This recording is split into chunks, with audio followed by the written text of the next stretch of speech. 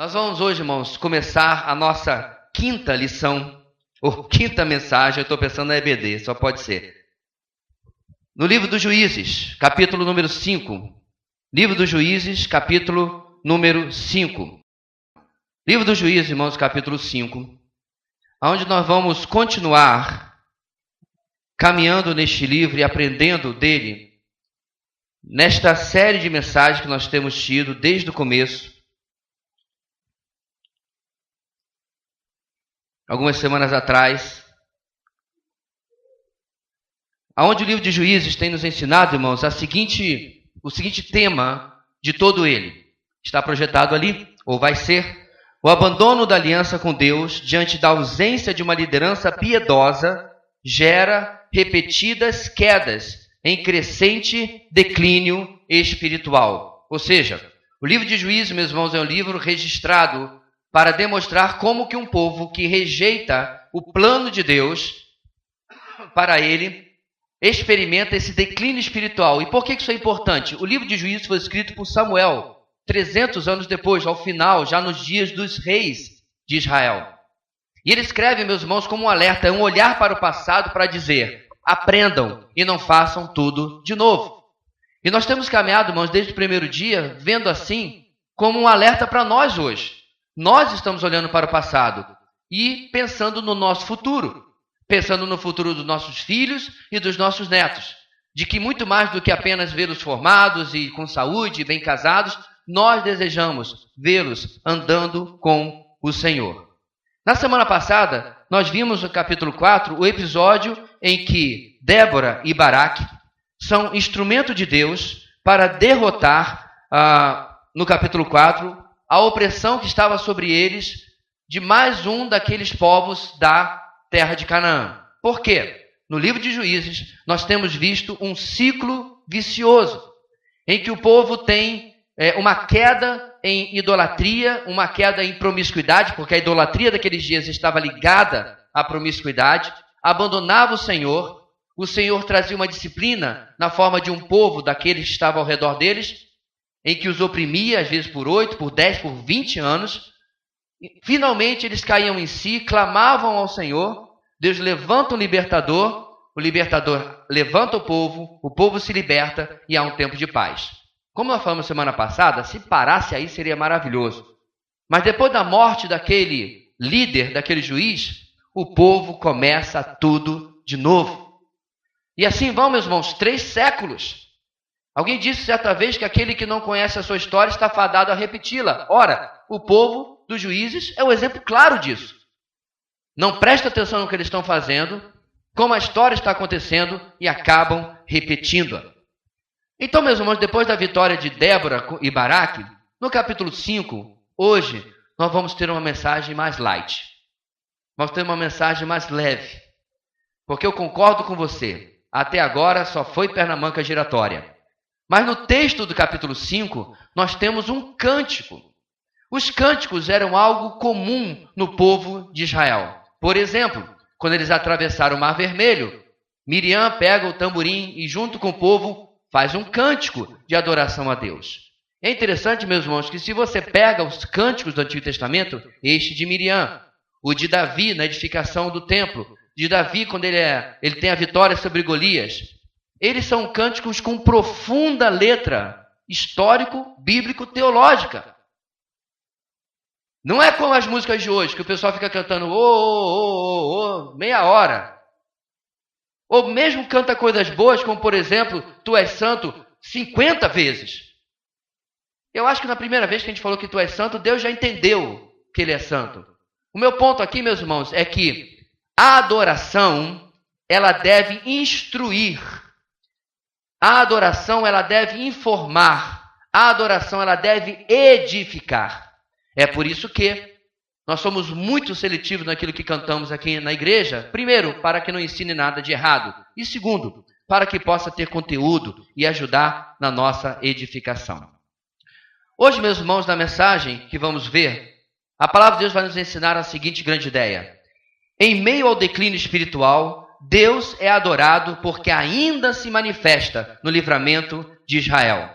Em meio ao declínio espiritual, Deus é adorado porque ainda se manifesta no livramento de Israel. Ou seja, no livro de Juízes, irmãos, com tanta coisa ruim acontecendo, e como nós temos visto ao longo das mensagens, a coisa está piorando, é o declínio espiritual. O capítulo 5 é como se fosse um respirar de vento fresco, de ar fresco.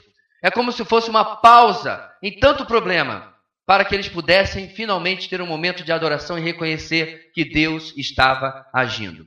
Eu gostaria de lhe dizer que seria uma pausa para começar um novo capítulo de coisas boas, mas não é.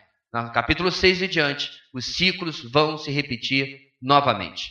Nós vamos para o nosso texto de hoje, meus irmãos, e como temos feito nas últimas vezes, nós vamos ler paulatinamente à medida, que caminhamos nele. A primeira sessão de hoje, irmãos, começa no versículo 1 e vai até o versículo 11. E ela nos ensina, ela diz o seguinte, vamos ler juntos? Juízes 5, de 1 até 11. Naquele dia, Débora e Baraque, filho de Abinoão, entoaram este cântico. Consagrem-se para a guerra os chefes de Israel. Voluntariamente o povo se apresenta. Louvem o Senhor. Ouçam, ó reis, governantes, escutem. Cantarei ao Senhor, cantarei, comporei músicas ao Senhor, o Deus de Israel. Ó Senhor, quando saíste de Seir, quando marchaste desde os campos de Edom, a terra estremeceu, os céus gotejaram, as nuvens despejaram água, os montes tremeram perante o Senhor, o Deus do Sinai, perante o Senhor, o Deus de Israel. Nos dias de Sangar, filho de Anate, nos dias de Jael, as estradas estavam desertas. Os que viajavam seguiam caminhos tortuosos. Já tinham desistido os camponeses de Israel. Já tinham desistido até que eu, Débora, me levantei. Levantou-se uma mãe em Israel. Quando escolheram novos deuses, a guerra chegou às portas, e não se viu um só escudo ou lança entre 40.000 de Israel. Meu coração está com os comandantes de Israel, com os voluntários dentre o povo. Louvem o Senhor. Vocês que cavalgam em brancos jumentos, que se assentam em ricos tapetes, que caminham pela estrada, considerem, mais alto que a voz dos que distribuem água junto aos bebedouros, recitem-se os justos feitos do Senhor, os justos feitos em favor dos camponeses de Israel. Glória a Deus. Primeiro ponto, meus irmãos, desta noite, a primeira lição é a seguinte: diante do livramento, é preciso reconhecer o mérito exclusivo de Deus. Diante do livramento, é preciso reconhecer o mérito, a glória exclusiva de Deus. Em outras palavras, se não fosse o Senhor agindo no capítulo 4, Israel não experimentaria livramento. Se não fosse o agir sobrenatural de Deus nos eventos do capítulo 4, que vimos semana passada, Israel ainda estaria sob opressão de povos estrangeiros. No versículo 1 até o versículo 3, o cântico começa com a convocação dos líderes, aqueles que participaram da campanha vitoriosa, para que ouçam o cântico. Ora, nada mais justo, pois eles participaram daquele esforço, eles se voluntariaram, como inclusive está no versículo 2.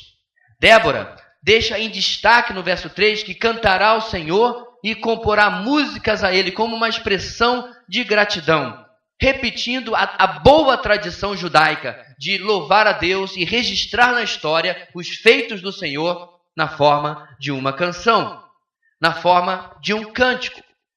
Versículos 4 e 5, Débora faz a ligação agora, irmãos, com o passado de Israel. A vitória sobre Edom lá atrás, mas principalmente os dias de Israel ao redor do Sinai, lá no deserto, nos dias de Moisés, ouvindo os trovões e as maravilhas de Deus enquanto ele entregava a lei a Moisés, é lembrado agora ao povo. Por quê? Débora está recitando o histórico de Deus, o currículo de Deus. Ela não está fazendo isso, irmãos, para Deus, mas para que o povo lembre quem é o Deus que os havia livrado da mão daquele rei opressor. Versículos 6 e 7.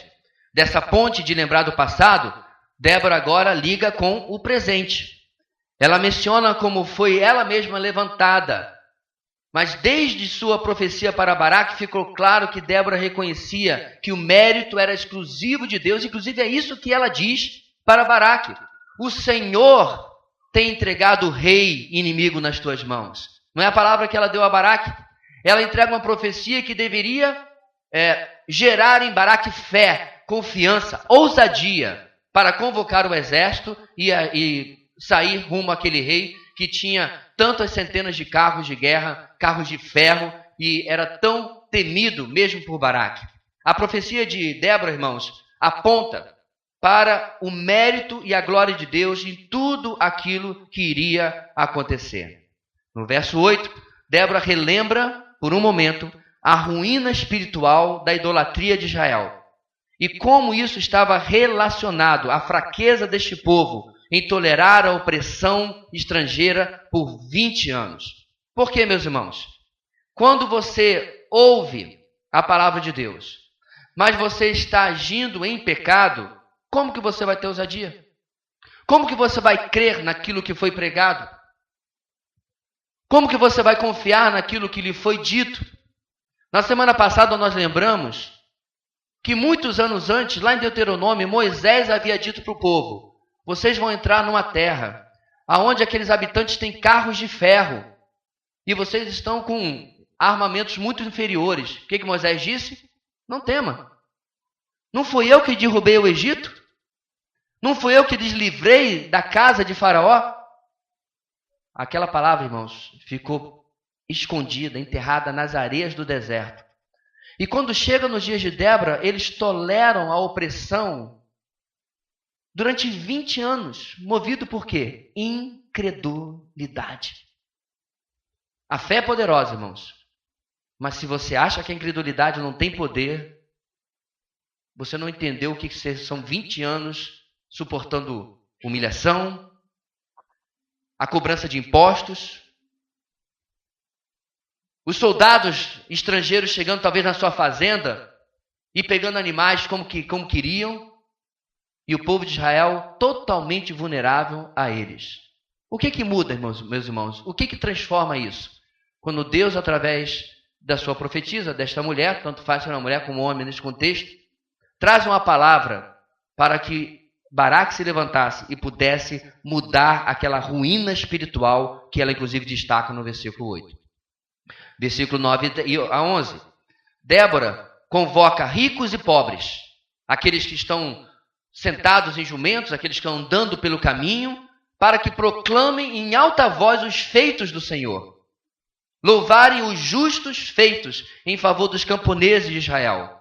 Eram os mais simples, pobres e indefesos que no final mais sofriam durante aqueles anos de opressão. E eram eles que com certeza tinham mais motivos para louvar a Deus. Mas eles deviam proclamar a glória desses feitos, como mais alto que a voz dos que distribuem água junto dos bebedouros. Ou seja, aqueles que levantavam sua voz para anunciar um item de primeira necessidade, água, aqueles que proclamam o nome do Senhor, que proclamavam os feitos do Senhor, deviam levantar a sua voz ainda mais alto.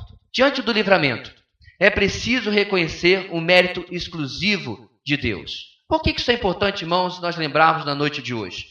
O nosso coração, muitas vezes, tem uma necessidade, o nosso ego tem uma necessidade de atrair a atenção para nós. É por isso, meus irmãos, que eu gosto tanto da frase de Martim Lutero, quando alguém o procurou para o elogiar por causa dos efeitos da reforma no século XVI por toda a Europa. Porque a reforma protestante não foi apenas a tradução da Bíblia, não foi apenas a pregação da salvação unicamente pela fé, unicamente pela graça. Houve repercussões sociais, econômicas, políticas por toda a Europa. E vieram elogiar Martim Lutero pelo grande feito que ele havia feito. Você lembra a história dele? Lembra a resposta dele? Quando o elogiaram, ele respondeu: eu não fiz nada. A palavra de Deus fez tudo. Esse é o ponto, meus irmãos, que eu quero destacar aqui. Deus, nós vamos ver ainda hoje, usa instrumentos. Mas em última análise, amados, os feitos são obra do Senhor. Os feitos são a mão do Senhor movendo. Nosso Deus está no céu, diz o salmista, e faz tudo conforme lhe apraz.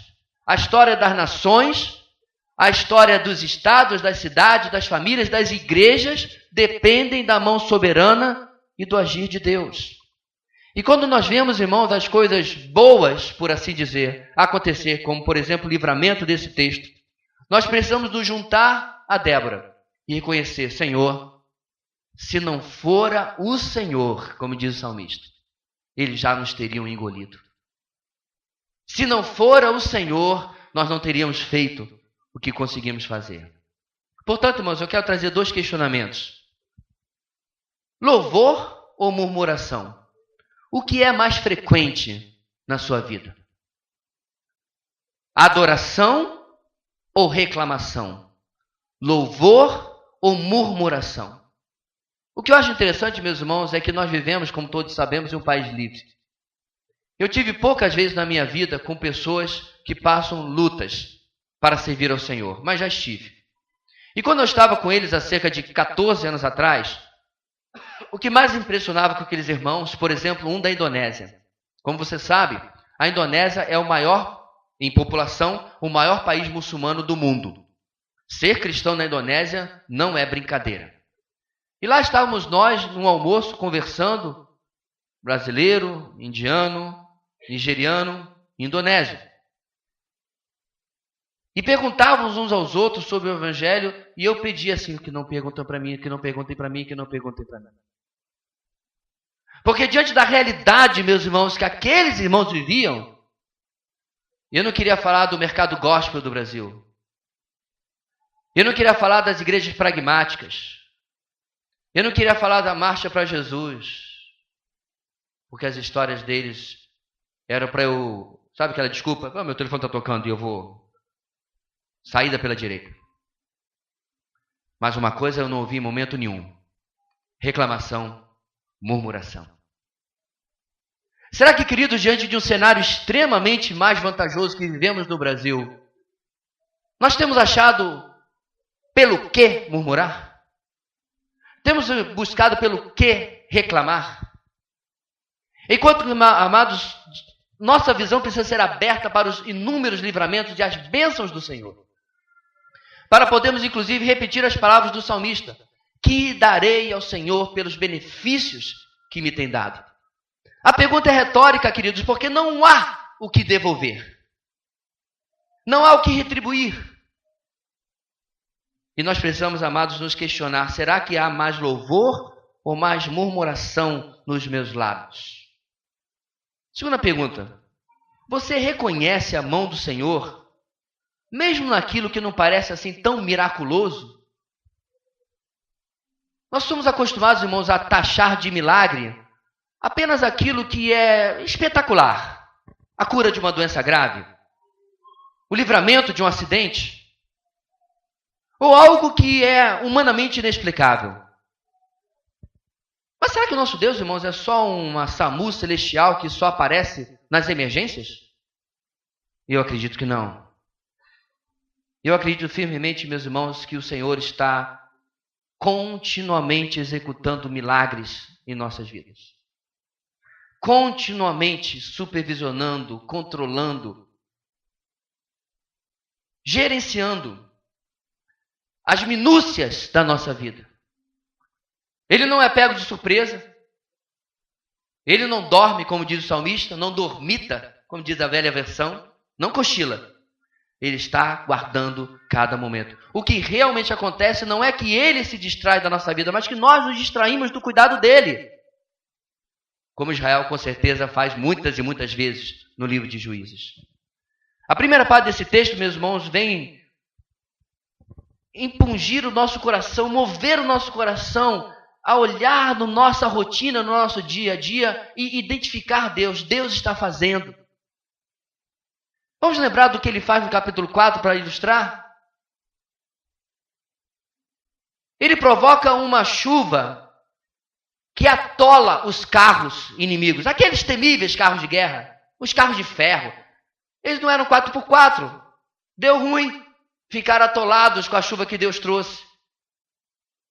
E aí Sísera, o temido general, tem que fugir. E ele foge para onde, irmãos? Exatamente para a tenda de Jael. Amados, a palavra coincidência, ela só existe para você saber o que ela significa e saber que não existe. Entendeu? Não existe coincidências. Existe Deus movendo peças no seu enorme tabuleiro. E assim ele o faz. E ele entrega tal como ele havia dito por Débora. Que a vitória viria pelas mãos de uma mulher, humilhando inclusive a frouxidão da liderança de Baraque. Esse é o Deus, querido, que acompanha você no seu dia a dia. Esse é o Deus que quando você liga o carro, está contigo. Esse é o Deus que quando seu filho sai pela porta, e você já começa a recitar a poesia de Mirth Matias, da Maçaneta, conhece não? É a poesia, o poema de uma mãe preocupada com o filho que não volta, e o nome dela é A Maçaneta, uma coisa assim. É verdade, é uma poesia linda. Quem nunca, né? Ficou olhando o relógio e olhando a hora do filho voltar. Ele não está sozinho. Ele está na companhia do seu Deus. Ele está o tempo todo ao nosso redor. Que coisa maravilhosa, igreja, é nós dependermos desse Deus. Que coisa triste é quando um filho de Deus, quando um cristão decide andar sozinho. Decide andar por sua própria mente, sua própria decisão. Decide andar de forma independente, por livre escolha. Porque o nosso Deus prometeu claramente: nunca o deixarei, jamais o abandonarei. Nosso texto continua. Eu quero ler os versículos 12 a 18 com você agora. E vemos, amados, em segundo lugar, aquilo que a palavra de Deus nos fala nessa noite. Vamos juntos? Está aberta a sua Bíblia aí? Versículo 12. Desperte, Débora, desperte, desperte, desperte e rompa em cânticos. Levante-se, Baraque, leve preso os seus prisioneiros, ó filho de Abinoão. Então desceram os restantes e foram... Então desceram os restantes e foram os nobres. O povo do Senhor veio a mim contra os poderosos. Alguns vieram de Efraim, das raízes de Amaleque. Benjamim estava com o povo que seguiu você. De Maquir desceram comandantes de Zebulon, os que levam a vara de oficial. Os líderes de Issacar estavam com Débora. Sim, Issacar também estava com Baraque, apressando-se após ele até o vale. Nas divisões de Ruben houve muita inquietação. Por que vocês permaneceram entre as fogueiras ao ouvir o balido dos rebanhos? Nas divisões de Ruben houve muita indecisão. Gileade permaneceu do outro lado do Jordão. E Dan, por que se deteve junto aos navios? Azer permaneceu no litoral, e em suas enseadas ficou. O povo de Zebulon arriscou a vida, como o fez Naftali nas altas regiões do campo. Na segunda parte, meus irmãos, do Cântico de Débora, a palavra de Deus nos ensina o seguinte: diante do livramento, é preciso reconhecer a participação de outros. Diante do livramento, é preciso reconhecer a participação de outros. Como eu falei, meus irmãos, no primeiro ponto, o grande responsável por tudo aquilo que acontece é, sem dúvida nenhuma, o Senhor. Agora, algo, meus irmãos, importante é como o Senhor realiza os seus feitos. A canção de vitória começa com um chamado para que Débora e Baraque iniciem a ação, relembrando o que eles haviam feito. Aí uma bênção é pronunciada sobre as tribos que responderam livremente ao agrupamento para a batalha. Efraim, Benjamim. Ele menciona Maquir, que provavelmente se refere a uma parte da tribo de Manassés, a parte que estava do leste do Jordão, ou seja, do lado direito do Jordão. Efraim é repetido, Benjamim, Zebulon e Issacar são mencionados no versos 14 e 15. Porém, ele também destaca, em tom diferente, no final do trecho, uma série até de insultos e denúncias àqueles que se omitiram, como Ruben, como Gileade, talvez mencionando a tribo de Gade, que era naquela região. Finalmente, ele faz um elogio no final às tribos de Zebulon e Naftali, elogiando porque fizeram parte da batalha. Qual é o ponto aqui, meus irmãos? Quando eles foram convocados à guerra através de Baraque, em resposta ao incentivo de Débora, Israel respondeu. Baraque nunca conseguiria aquela vitória sozinho. Deus agiu ele atolou os carros do exército inimigo, mas Baraque teve ao seu lado, diz o texto sagrado no capítulo 4, 10 mil homens de todas essas tribos que se voluntariaram aqui. A grande lição aqui, meus irmãos, é que Deus age soberanamente, Deus age de forma sobrenatural, mas há, meus irmãos, na economia de Deus, ou seja, no modo de agir de Deus, uma decisão de que Ele vai fazer isso através de pessoas. Pode examinar na palavra de Deus. O governo e a soberania de Deus é geralmente intermediado por alguém, a quem Ele chama, a quem Ele escolhe, a quem Ele capacita. Hoje, isso é feito principalmente através do corpo de Cristo, a igreja do Senhor, como por exemplo, a nossa e tantas outras na face da terra. Ou seja, quando nós oramos, irmãos, na verdade nós estamos orando, não é que Deus literalmente abra o céu e faça alguma coisa naquela questão que nós estamos orando. Nós estamos orando para que Deus mova alguém. Por exemplo, nas últimas semanas nós estivemos orando por aquilo que decidimos nesta manhã. E estivemos orando para que Deus agisse no coração dos irmãos da igreja, porque seria através dos irmãos da igreja que aquilo que nós estávamos orando iria se concretizar. E os irmãos viram o resultado projetado ali agora há pouco. O dinheiro não vai se materializar do nada. Muito menos da parte do governo. Deus nos livre e guarde. O dinheiro não vai vir de nenhuma fonte a não ser do próprio povo de Deus, pela ação do suprimento de Deus na vida de cada um. Quantas vezes você tem orado pela vida de um parente, pela conversão de um amigo, alguém que de repente está fora do seu alcance? O que Deus faz? Em resposta à sua oração, Deus levanta alguém perto daquela pessoa, na sala de aula, no trabalho, para agir. Meu ponto aqui, meus irmãos, é a necessidade de reconhecer a nossa dependência uns dos outros. Israel deveria olhar para esse cântico a partir do capítulo 6 em diante, que nós sabemos que ele não fez, e perguntar: peraí, nós estamos caindo oprimidos pelos povos, por quê mesmo? Queridos, eles eram mais de 2,5 milhões de pessoas. Eles eram maiores, mais fortes, mais poderosos do que todas aquelas nações ao seu redor. E não obstante, eles eram frequentemente oprimidos por aquelas nações. Isso aponta, meus amados, como que o pecado que estava no meio desse povo causava inclusive divisão, falta de união, deles se unirem em torno de um inimigo comum, se unirem principalmente em torno do Senhor. Eu queria trazer o seguinte questionamento: Deus sempre usa instrumentos quando Ele deseja entregar bênçãos nas nossas vidas. Você tem sido instrumento de bênção na vida das pessoas? Será que Deus tem falado ao seu coração sobre a necessidade de alguém e você não tem feito absolutamente nada? Não há como, irmãos, nós não lembrarmos da parábola do bom samaritano. Lembra? Havia um homem que no caminho para Jericó foi atacado e o deixaram semi-morto à beira do caminho. E aí lá vem um levita, alguém da tribo de Levi, alguém separado para o serviço de Deus. O que ele faz? O texto diz que ele passa ao largo. Ele faz a curva e evita passar perto daquela pessoa em necessidade. O texto continua e diz que na sequência vem não agora só um levita, mas um sacerdote.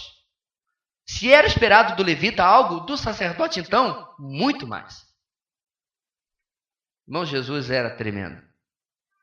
Porque a terceira pessoa que passa, uma vez que o sacerdote também não faz nada, é um mestiço, é um samaritano, é esse povo de segunda categoria aos olhos do judeu. E é por isso que o nome da parábola, pelo menos dado pela modernidade, é o bom samaritano. Este, que era desprezado pela sociedade, é o que para e ajuda. Por quê? Porque ele é instrumento de Deus na vida daquele que estava em uma necessidade.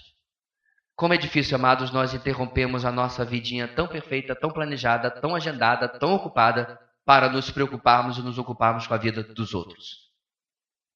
Como é difícil, muitas vezes, nós interrompermos o nosso conforto e o nosso lugar de descanso para nos ocuparmos com a necessidade do outro. Veja bem, a opressão que o povo experimentava nesses dias não era necessariamente sobre todo Israel. Nós já explicamos isso. Várias dessas opressões eram localizadas.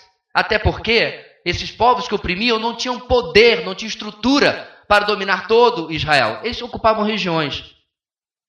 Você já parou para pensar que até essa ocasião que nós estamos lendo aqui, essas outras tribos estavam assim, ei, coisa tá feia ali na região de Débora, ó. O povo está pagando os impostos, eu fui lá. Mas aqui está tudo bem, aqui a gente não está oprimido, então vamos, segue a vida, né? Segue o jogo. Omissos. Diante dos seus irmãos de sangue. Seus compatriotas. Essa é a dimensão, meus irmãos, do declínio espiritual que nós temos mencionado no livro dos Juízes. Mas que Deus tenha misericórdia, queridos, que isso não seja a minha realidade. Que diante da necessidade do meu irmão, em primeiro lugar, a palavra de Deus assim estabelece, dos domésticos da fé, mas também do meu próximo em geral, eu não seja uma pessoa omissa. Segunda pergunta, irmãos. Mesmo nos mais grandiosos momentos do agir de Deus, sempre haverá pessoas que são omissas. No texto nós vimos, algumas tribos não estavam nem aí para o que estava acontecendo.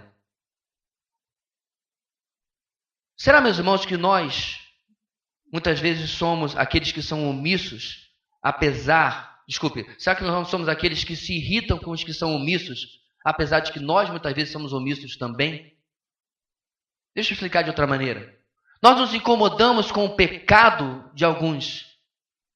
Nós nos incomodamos com a falha dos outros em ajudar. Enquanto que em outros momentos da nossa vida, nós éramos aqueles que nos omitimos. E precisamos questionar, meus irmãos, se nós temos ou não entendido a palavra de Deus, entendido o nosso papel, entendido o nosso lugar e nos posicionado de maneira diferente. Deus deseja, queridos, em nossas vidas, Deus deseja que nós possamos ser usados e possamos ser instrumentos dele para que ele execute o seu querer e a sua vontade na vida das pessoas. Como as irmãs dizem tanto, quando ele abrir uma oportunidade, qual deve ser a minha resposta, irmãs? Ixi, mas essa resposta... Deus manda assim, vai... Sim, Senhor. Está muito afinal. Qual deve ser a resposta, irmãos? Sim, Senhor. Eu sei que a gente sabe, mas você parou para pensar o que quer dizer não para Deus? Parou para pensar nisso? Eu vou lhe dar um paralelo antes de nós seguirmos, nosso texto vai terminar já. Uma certa vez, meus irmãos, eu disse não para minha mãe. Você já está assim, pastor, puxa vida. Pois é. E aquilo, meus irmãos, foi a mesma coisa que alguém está apertando o meu coração. Eu disse não vou fazer. E me fui. Não consegui ir embora nem 50 metros. Por quê? Porque a criatura me carrega 9 meses. Você sabe a história toda, né? Você já fez isso, muitas aqui? Limpou remela, limpou coisa pior, aturou, criou tudo mais e tal, chorou e pá. E aí quando ela faz um pedido, eu digo não. Agora vamos expandir isso daí? Este ser é responsável pela sua própria existência, sem ele você nem sequer existiria. Este ser é responsável pela sua salvação, sem ele ela não existiria. Preciso continuar o currículo dele? E aí quando ele manda alguma coisa, amados, manda como, pastor? É anjo, é profeta? Aqui, ó. Aí eu viro para ele dizendo assim, não, Senhor. Eu sei, queridos, que no fundo a gente sabe que não devemos fazer, mas fazemos. E aí, esta participação dos outros e a minha participação para que o agir de Deus aconteça, não acontece. E em lugar de eu estar na companhia de Benjamim, Zebulon, Issacar, eu estou lá junto com esse pessoal de Ruben, Gileade, que viu a guerra se aproximando, viu o pessoal se aprontando e preferiu ficar lá de longe. Deixa eu ver o que vai acontecer. E eles é que perderam. Porque eu fico pensando, meus irmãos, quando eles estavam lá, ora, Baraque, nós estamos aqui com você, mas vai dar certo, o que é? E Baraque dizendo, olha só, tem uma profecia de Débora, Deus já garantiu, tá? Tá tudo certinho. Mas eles estavam temerosos. Aí vem a chuva, os carros atolam, e eles começam a ganhar a guerra. Sísera foge. Quem perdeu? Ora, esse pessoal vacilão de Rubem e Gileade, etc. Perderam o bonde da história, perderam o bonde do agir de Deus, porque se omitiram. Eu quero terminar, meus irmãos, dizendo, Deus vai fazer aquilo que Ele tem que fazer, apesar de mim. Deus vai alcançar os seus eleitos, Deus vai consolar os seus filhos, Deus vai aconselhar, Deus vai servir, apesar de mim. Quem perde sou eu. Quem perde é Rubem Gileade, não Deus. Ele vai sempre realizar. Portanto, meu irmão, diga sim, Senhor, quando Ele lhe ordenar. O texto continua, meus irmãos, e nós vamos para a última sessão, versículos 19 a 31. Assim diz a palavra do Senhor, juntos. Vieram reis e lutaram. Os reis de Canaã lutaram em Taanac, junto às águas de Megido, mas não levaram prata alguma, despojo algum. Desde o céu lutaram as estrelas, desde as suas órbitas lutaram contra Sísera. O rio Quizon os levou. O antigo rio Quizon, avante, minha alma, seja forte. Os cascos dos cavalos faziam tremer o chão. Galopavam seus poderosos cavalos. Amaldiçoe Meroz, disse o anjo do Senhor. Amaldiçoe o seu povo, pois não vieram ajudar o Senhor contra os poderosos.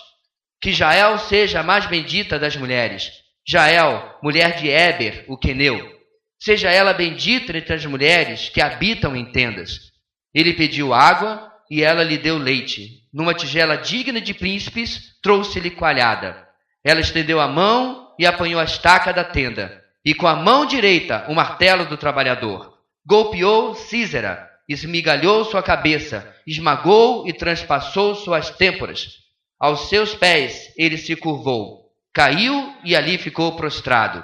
Aos seus pés ele se curvou e caiu, onde caiu ali ficou morto. Pela janela olhava a mãe de Sísera. Atrás da grade ela exclamava: por que o seu carro se demora tanto? Por que custa chegar o ruído de seus carros? As mais sábias de suas damas respondiam, e ela continuava falando consigo mesma. Estarão achando e repartindo os despojos? Uma ou duas moças para cada homem, roupas coloridas como despojo para Sísera, roupas coloridas e bordadas, tecidos bordados para o meu pescoço, tudo isso como despojo? Assim pereçam todos os teus inimigos, ó Senhor, mas os que te amam sejam como o sol quando se levanta na sua força. E a terra teve paz durante 40 anos. Finalmente, meus irmãos, diante do livramento, é preciso dar testemunho do que Deus fez. Diante do livramento, é preciso dar testemunho daquilo que Deus fez. Nosso texto começa no versículo 19 a 22, mencionando os reis de Canaã. Aqui é, meus irmãos, uma confederação de cidades-estado cananeias, sob o controle e comando de Jabim de Azor, que era o rei que comandava este exército, ou que era o dono deste exército, que estava sendo comandado por Sísera. A linguagem aqui, meus irmãos, é altamente poética, como é um cântico. Dos céus as estrelas lutaram contra Sísera. Não significa de maneira alguma, meus irmãos, que as estrelas causaram aquela chuva, de certa forma, sobrenatural.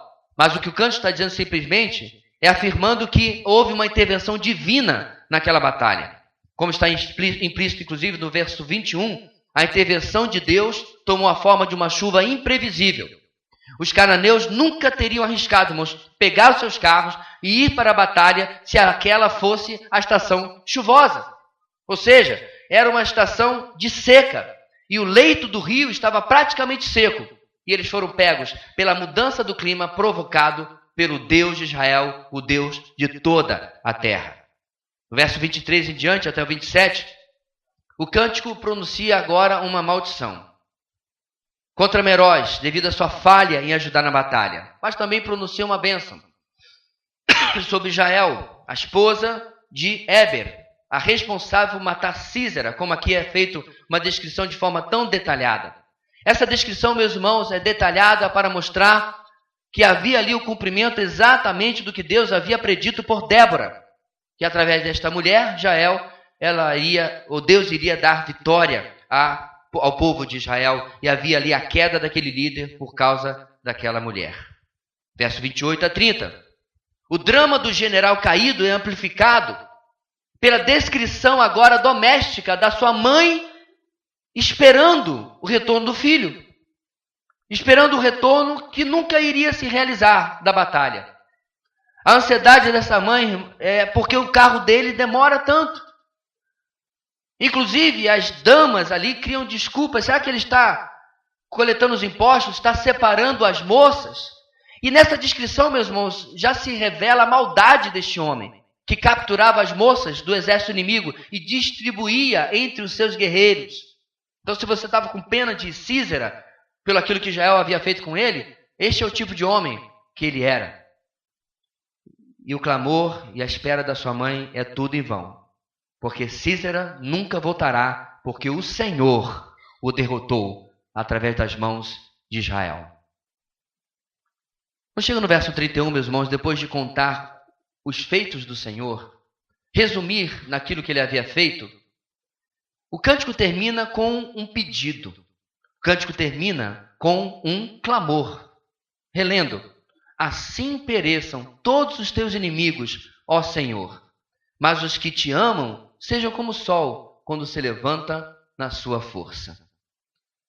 Nosso texto termina então, irmãos, com esta oração. E é muito apropriado que um hino descrevendo a vitória de Yahweh, o Deus de Israel, contra os seus inimigos idólatras, conclua com uma maldição sobre os inimigos malignos e uma bênção para aqueles que andam em fidelidade para com ele. O sol aqui, meus irmãos, ser levantado é ter uma vida cheia de bênçãos, cheia de vitórias, debaixo da submissão ao Senhor. Ou seja, Débora termina o seu cântico com essa nota positiva, porque ela cria, infelizmente de maneira que não se cumpriu, que Israel agora ia ter outros rumos. Que motivado pelos feitos que o Senhor fez, através de Baraque, através dela, através dessas tribos, Israel seria outra. Israel teria outro rumo. E ela faz esta oração pensando provavelmente em dias melhores. A última frase do nosso capítulo registra que por um tempo isso realmente aconteceu. O texto diz que por causa daquilo que havia sido feito durante 40 anos, 40, o dobro do que eles haviam sido oprimidos por Jabim. O dobro. Havia paz em Israel e havia ali a obediência ao Senhor. Registrar, meus irmãos, o que Deus havia feito tinha esse objetivo. Talvez nas rádios de Israel da época, não tinha rádio. Mas nas rodas de música, as pessoas cantavam o cântico de Débora. E relembravam o quê? O livramento do Senhor, o mérito exclusivo de Deus, a participação de tantos outros e, finalmente, aquilo que Deus havia feito. É isso que nós devemos fazer, meus irmãos, quando nós estamos compartilhando com família, contando aos nossos filhos, contando às próximas gerações os louváveis feitos do Senhor e o seu poder e as maravilhas que fez, como diz o Salmo 78. É repetir, a exaustão, a história nossa com esse Deus e o que Ele vem fazendo, primeiro na nossa salvação, mas também em guardar as nossas vidas. Porque, apesar da paz, esses ainda eram dias de declínio espiritual. Mas mesmo em meio ao declínio espiritual, nós podemos adorar a Deus, porque Ele ainda se manifesta em nosso livramento. Durante esta semana, a minha oração e o meu incentivo a você é que você enxergue Deus mais do que você tem enxergado a impossibilidade, a dificuldade e tenha sido talvez levado à murmuração. Você enxergue o agir de Deus, a proteção, o cuidado em cada passo da sua vida e que isso possa se transformar, quem sabe, em um cântico seu. Talvez em alguns domingos nós possamos trazer o Ministério do Louvor aqui, o grupo de louvor, e cantar um cântico que o Senhor lhe deu por aquilo que Ele fez na sua vida. Bem, mas ainda que você não seja um compositor, ou talvez que você desafine até cantando parabéns para você, pouco importa. O importa é que, meu irmão, com o seu coração, com o seu entendimento, você traduza para Deus em adoração, especialmente na sua própria vida, por tudo aquilo que Ele tem realizado, os livramentos, os suprimentos, o grande Deus que Ele é para nós. Deus querido, nós poderíamos cantar e compor milhões de músicas, e o Senhor ainda não seria adorado de maneira justa. Tudo que nós pudéssemos fazer ainda não lhe faria justiça. Mas nós te adoramos e te exaltamos pelo Deus que tu és. E te agradecemos, porque algo interessante da adoração e do louvor é que enquanto os damos a ti, nós mesmos somos edificados, somos fortalecidos. Que nós possamos, ó Pai, ter uma perspectiva melhor, mais bíblica da nossa vida. Que a adoração e o louvor sejam a presença constante em nossos lábios e nossas mentes. Que a murmuração, a reclamação, que a perspectiva, ó Deus, sempre da derrota, do negativo, sejam afastados pelo grande Deus que nós servimos, pelo seu histórico, pelo seu currículo, pelo seu agir já na nossa vida. Possamos olhar para o passado e ter a convicção de que o Deus que fez continua sendo o Deus que faz e o Deus que fará. É em nome de Jesus que nós oramos. Amém e amém. Quero convidar o irmão Cédric que viesse.